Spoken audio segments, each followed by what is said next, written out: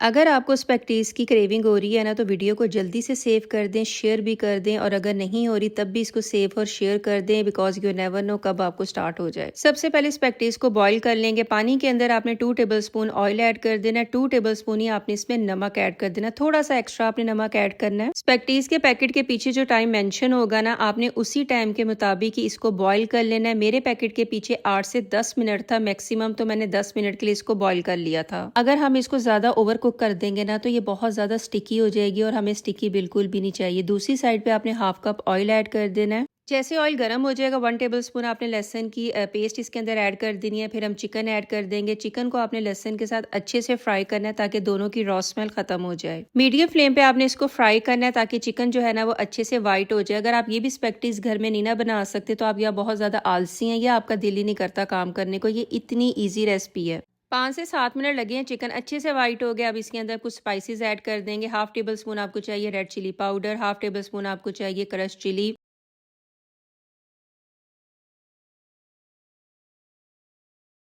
2 table spoon. सारी चीज़ों को बहुत अच्छे से आपने मिक्स कर लेना। थोड़ा सा आपने इसके अंदर पानी डाल देना, ताकि मसाले नीचे ना लगें। अब अच्छे से चिकन जो है वो टेंडर हो चुका है। 10 मिनट लगते हैं। बोनलेस चिकन बहुत जल्दी टेंडर हो जाता है। फिर आपने इसके अंदर हाफ कप कैरेट डाल देनी है। बहुत ब्रीक ब्रीक मैंने चॉप की हुई है हाथों से, मशीन्स वगैरह बिल्कुल भी यूज़ नहीं किया। आपने भी हाथों से इसको चॉप करना है, और अच्छे से इनको मिक्स कर लेना 3 से 4 मिनट के लिए। अब एक मग के अंदर ना हम सॉसेस बना लेंगे। ये बहुत ज़्यादा कन्वीनियंट होता है। बार बार आप चीज़ों को ओपन करें, जार्स को ओपन करें, फिर आप उसके अंदर ऐड करें, तो इससे क्या होता है कि कप में बना लेंगे ना, बहुत ईजी हो जाएगा। 3 टेबल स्पून आपको सोया सॉस चाहिए, 2 टेबल स्पून आपको चाहिए चिली सॉस, 1 टेबल स्पून आपको चाहिए विनीगर, साथ आपने चिकन क्यूब ऐड कर देनी है। काली मिर्च का पाउडर चाहिए 1 टेबल स्पून। सॉल्ट आपने इसके अंदर कम डालना है, क्योंकि ये बहुत ज़्यादा सॉल्टी ना हो जाए। अपने टेस्ट के अकॉर्डिंग डाल दीजिएगा। और हैबानेरो सॉस जो डाली थी वो मेरे बच्चों को पसंद है। अगर आपके पास नहीं है तो कोई बात नहीं, स्किप कर दे। बहुत अच्छे से आपने सॉसेस को मिक्स कर लेना है। 3 से 4 मिनट के बाद हम इसके अंदर बंद गोभी और शिमला मिर्च डाल देंगे। और जो सॉसेस हमने रेडी किए ना, देखिए कितना कन्वीनियंट है। एक दफ़ा ही सारी चीज़ें आपने डाल देनी और अच्छे से सारी चीज़ों को मिक्स कर लेना है। सारी चीज़ों को बहुत अच्छे से मिक्स कर लेना। अगर आपको किसी भी चीज़ की स्पाइसेस कम लग रही है, तो आप यहाँ पे जो है ना अपने टेस्ट के अकॉर्डिंग और इसके अंदर ऐड कर सकते हैं। 2 से 3 मिनट आपने इसको मीडियम फ्लेम पे फ्राई करना है,